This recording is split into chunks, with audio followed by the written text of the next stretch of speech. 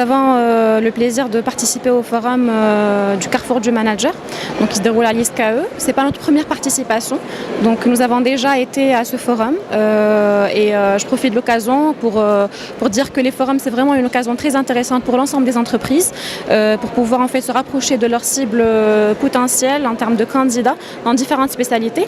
Donc le forum de l'ISCAE aujourd'hui, il nous permet de rapprocher nos activités davantage de ces candidats potentiels par rapport à nos activités support.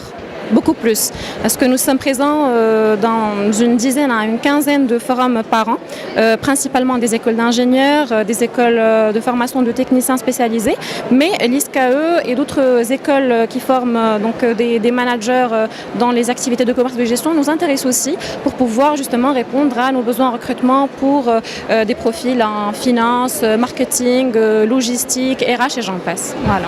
Vous, en tant que responsable de recrutement, quelles sont les compétences que les entreprises cherchent aujourd'hui à l'ère de la transformation digitale? Alors à l'ère de la transformation digitale, déjà, il faut que les entreprises soient prêtes et vraiment investies dans cette ère avec des démarches très précises et innovantes. Alors justement, en parlant d'innovation, c'est vraiment un trait de caractère professionnel qui est attendu des candidats pour pouvoir vraiment être force de proposition, prendre des initiatives pour apporter vraiment une touche, une empreinte qui rejoint cette ère de digitalisation. Donc voilà, on attend entre autres des soft skills qui ressemblent à ce que je viens de dire. Nous avons l'habitude de participer à ce Carrefour du Manager qui est l'un des carrefours et l'un des points de rencontre extrêmement intéressants entre les étudiants de l'ISCAE et les entreprises. Et Mazar est très heureux toujours de participer à ce Carrefour qui regroupe non seulement les études de l'ISCAE mais les étudiants de toutes les autres écoles de commerce. Et pendant ce carrefour, cela nous permet de recruter aussi bien les candidats au stage que les candidats à l'emploi. C'est des candidats qui doivent aujourd'hui justement être des candidats donc d'une génération nouvelle qui est ouverte donc sur la dématérialisation, qui est ouverte sur les nouvelles technologies, qui est ouverte sur Internet et qui est une promotion de jeunes étudiants extrêmement motivés, très autonomes et qui cherchent aujourd'hui vraiment à avoir des carrières dans des entreprises à caractère plutôt multinational pour pouvoir avoir cette ouverture donc aujourd'hui mondiale grâce à tous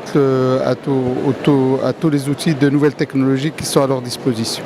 Donc les entreprises généralement cherchent ceux qui sont talentueux, motivés, engagés surtout.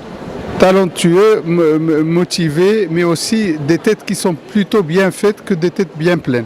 Pourquoi? Parce qu'aujourd'hui les technologies et les techniques évoluent, donc il faut que les nouveaux candidats puissent avoir donc cette capacité de s'adapter à l'environnement qui est en perpétuel changement et changement qui se fait de plus en plus vite et de manière de plus en plus fréquente. Monsieur Talib, bonjour. Alors, vous avez mené récemment une étude sur l'innovation dans les entreprises marocaines. Est-ce que vous pouvez nous donner un état des lieux justement du management de l'innovation dans les entreprises, notamment dans les PME? Nous avons mené dans le cadre d'un observatoire, l'OMPM, l'Observatoire marocain des pratiques de management, une enquête sur l'état du management de l'innovation dans l'entreprise marocaine. Donc c'est une étude qui a porté sur 14 secteurs d'activité, sur les 12 régions du Royaume. Nous avons posé la question aux dirigeants de ces entreprises, aux managers, sur l'état de maturité du système d'innovation. Et parmi les principales conclusions, nous pouvons partager par exemple que sur une entreprise sur deux qui ont été sondées, nous disent avoir des systèmes de gestion d'innovation. Ça veut également dire qu'il y en a une sur deux qui n'en a pas. Ça ne veut pas dire qu'elle n'innove pas, mais ce n'est pas le fruit d'un système, c'est-à-dire ce n'est pas le fruit d'un process qui est géré et qui régulièrement va produire des capacités à trouver des idées nouvelles, des process nouveaux, des manières de commercialiser qui sont nouvelles. Un autre learning très intéressant, c'est que plus de 82% des entreprises sondées qui sont leaders, ils ont une position de leader dans leur marché, disent accorder beaucoup d'importance à l'innovation et investir énormément en innovation. Et donc ça veut dire qu'il y a une forte corrélation entre la performance économique, donc devenir leader c'est un indicateur de performance, et l'importance accordée à l'innovation au sein de l'entreprise.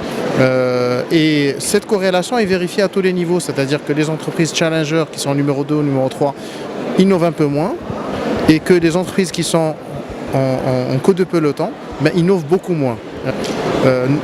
Beaucoup d'entreprises, chefs d'entreprise disent on veut innover, on sait que c'est important mais on ne sait pas comment faire et les hommes et les femmes qui constituent l'entreprise ne savent pas. Et sur ça, ces mêmes répondants nous disent qu'ils pensent sérieusement à se faire accompagner par des cabinets de conseil, par des experts qui peuvent justement leur montrer la manière de le faire et faire un transfert de compétences. Donc premier facteur humain. Deuxième facteur pour casser ce plafond de verre, comme vous dites, c'est l'accès au financement. Je ne parle pas de subvention, je parle de financement. C'est-à-dire qu'aujourd'hui, il y a par exemple des actionnaires de certaines entreprises qui doivent faire le choix de dire on va dédier une partie de notre budget à de la recherche et développement et de l'innovation. Ce n'est pas un budget à fond perdu, mais on sait que pour innover, sur à peu près 1000 idées qui sont générées, ça c'est des chiffres qui viennent de plusieurs études très sérieuses au niveau mondial, bien sûr je les arrondis pour faciliter leur transmission, sur 1000 idées, il y en a 100 qui sont retenues pour être étudiées, 10 qui sont réellement implémentées et une seule qui réussit.